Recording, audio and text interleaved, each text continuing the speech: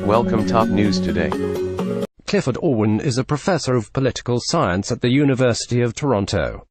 It seems that, for better or worse, Donald Trump is unimpeachable.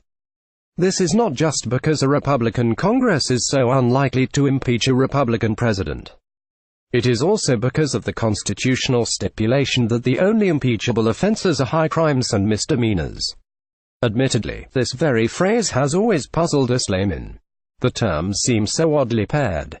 High crime suggests very grave offenses, misdemeanors, relatively minor ones. Why would the Constitution pair the two? If high crimes are necessary for impeachment, shouldn't they also suffice for it? And even if the president is guilty only of misdemeanors, if these are flagrant and copious, should not Congress be able to evict him for them? Story continues below advertisement. No doubt there are sound historical reasons, rooted in 18th century usage, for why the U.S. founders chose the phrase that they did. These lie beyond the scope of this column. I am not a constitutional historian, merely an appalled observer of the current American political scene. But for now at least, whatever the arcane sense of these terms, at most, the second applies to Mr. Trump. Pending the outcome of the Robert Mueller inquiry, there are no high crimes to be ascribed to him, merely a wealth of misdemeanors. Or is it a high crime just to have sunk to a new low? Constitutionally speaking, perhaps not.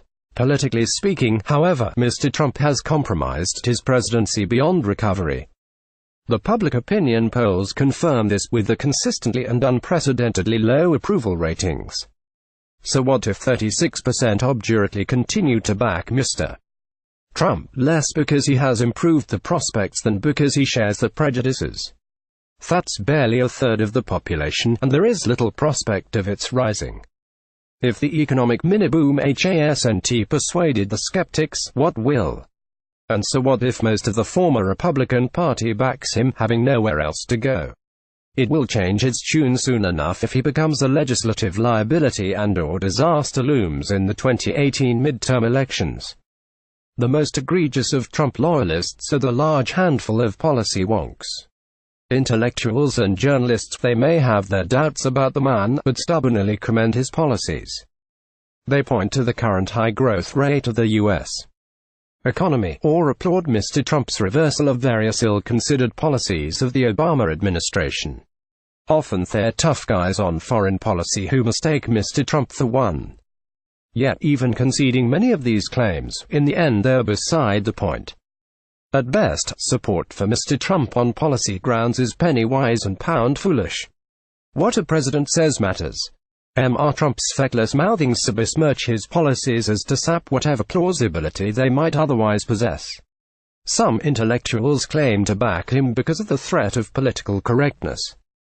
But he is God's gift to political correctness. A supposedly conservative white Malay president so easily cast as racist, nativist, misogynist and transphobic that is every campus agitator's dream. The verdict on Mr. Trump, then, is clear: low crimes and misdemeanors. You just can't expect him to rise to high ones. The result is a White House whose only serious business is damage control. The harm Mr. Trump has inflicted on his administration, on the office of the president, on the Republican Party and on his country and its standing, is incalculable. No lowering of the corporate tax rate or menacing talk in foreign policy can compensate for it. No faithful service by competent and conscientious subordinates such as Mr. Trump's defense team can neutralize it. Story continues below advertisement. His chronically intemperate statements, his tweets, ranging from the inane through the outrageous to the putrid, his ignorance and his celebration of it, his short attention span and his addictions to junk food and to electronic media, all mark him as the least adult of U.S. presidents. Yes, he is still the president, and in all likelihood Americans, having elected him, are stuck with him until they elect his successor. That's no reason for conservatives to kid themselves about him.